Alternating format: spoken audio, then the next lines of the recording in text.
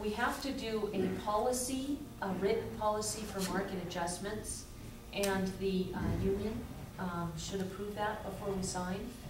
And then we decided to wait till court gets back so that if there's anything further with the union vote, they need to see it and vote on it and then present it to the commission. So we're kind of at the last steps. But yeah, we do have the written document finalized to this point. And is there any big surprises? No?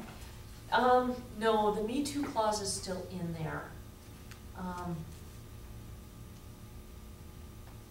That's about it for any surprises. They did want to increase the shift differential for afternoon and evenings. And did include the detective, so that will be a unionized position. And I think that's about it. Oh, they did want a guarantee of 50, 60, and 70 cents per hour each year of the contract. The county just can't come up with a guarantee like that. No way. It would be nice. It would be nice, yeah. But without seeing the budget, it's hard to make that kind of guarantee.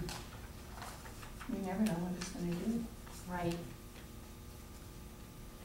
I will also just update you guys on the BOR land acquisition.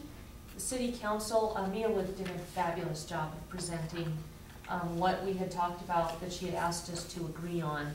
City appreciated having a place to start, and so pretty much everything we brought to them they accepted. And what was that on?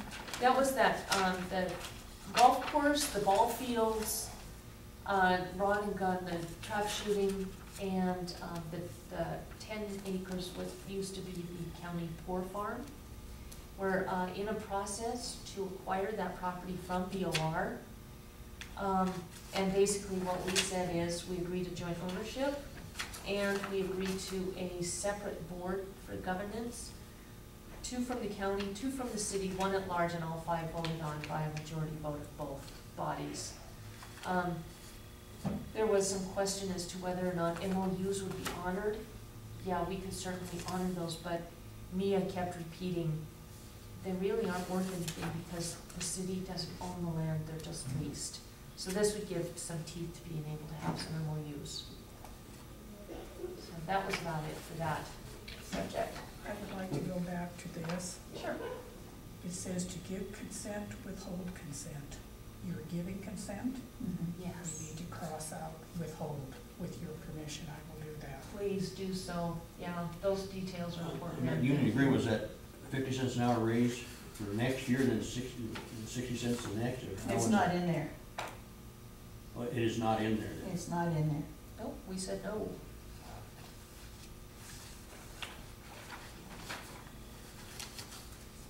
The other thing that I want to bring up before noon is this, it keeps ending up in our mailbox. The Stevenson Wilkie Funeral Home request for 5175.67. I think a letter needs to be written officially to the funeral home detailing why we are not paying so that they know where they stand. Mr. Chairman. Talked to Corey, he says it needed some documentation that they were indigent. Okay, Lynn, would you pass that back to the chairman, and for the record, I request that we follow up and let them know why we're not paying.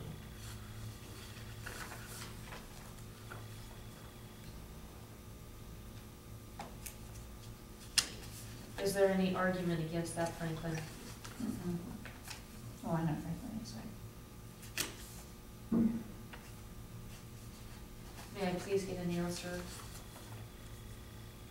I would like to know where we stand on that issue. What? That should have been with the MCA, yeah, MCA code there.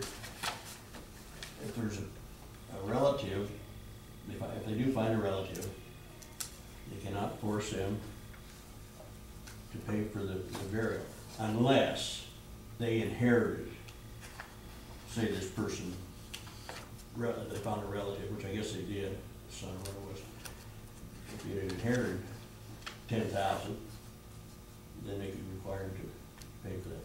But they can't require him to, out of his own wages or. And he didn't inherit anything, is my understanding. What's that? It's my understanding, he didn't inherit anything. Right, He right. didn't So want anything to do with it. that's right, so that's why, and the other one, they're both indigent. And you've just repeated things that we knew from before. My request at this point is, I guess what I might be hearing you say is because the family doesn't want to pay, the taxpayer should. Can you please explain why that would be your stance? Because I guess we have no choice. Why would you say that? With What- all the information what- you've had up to date, why in the world would you say that?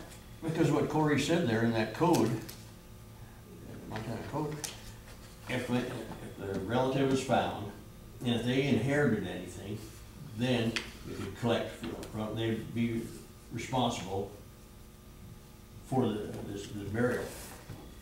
But you can't ask them to provide any funds for it out of their own livelihood. Why is that the county's and the taxpayer's responsibility? I mean, you had a dead body and something had to be done. Franklin, we've been over this 100 times.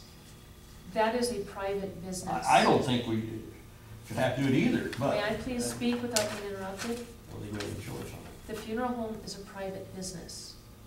The MCA, if you can show us where it says the county taxpayers are responsible, then we have an obligation to pay. But what you're finding there is not that. What you're saying is that if there's a business loss to a local business, that now it's the taxpayer's responsibility to cover that? I vehemently disagree with that, and I think it's a slippery slope. I would like you to give some details to your opinion, and if not, I would like to follow up on finally getting that off our desk. I'd like to get it off there too. Good. Will you follow through with the request or come up with something concrete we can discuss for the next meeting? Check with, Corey isn't here, so.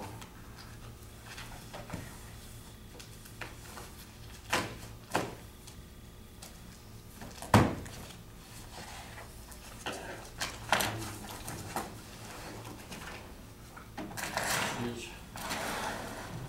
12 o'clock. Did you go through these? I did. Okay.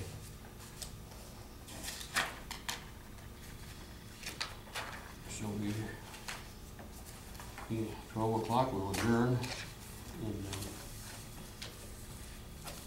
meet Ed and whoever's going on this tour. So the Connect mail, Franklin, was that a bill? There was a envelope from Connect, unopened in our mailbox. Was that a bill? Why wasn't it brought forward? Connect? Connect. Why wasn't it Oh, brought forward? that for was, public it review? was in care of Debbie, and I just took it down to her there for the meeting. It Thank says, you.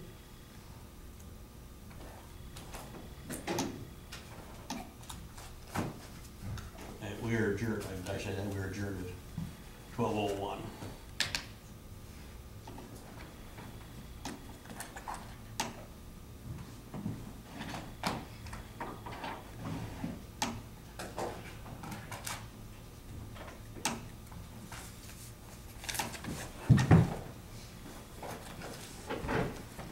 What?